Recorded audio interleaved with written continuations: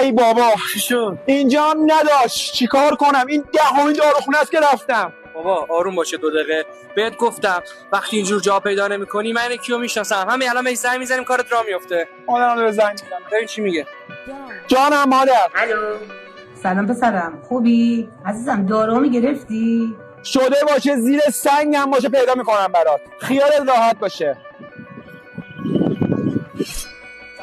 خوبی؟ سلام خوبی؟ ببخشید مزاحمتی رو تماسم گرفتم شما رو تا اینجا کشوندیم. عزیز منی. این رفیقمون بنده خدا برای مادرش دنبال دارو میگره. بذار جان نشینش این بده. دارو میخوام. ببین آقا میثم، من اینو دونه‌ای ندارم، اینا رو بسته‌ای دارم. بسته هم 10 میلیون تومانه.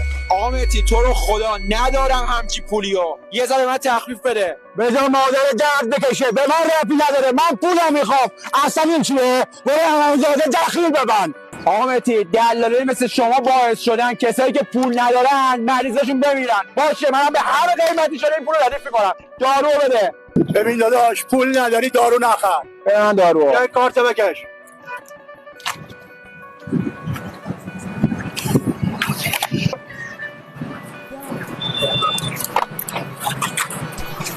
خدا مادرت شفا بده.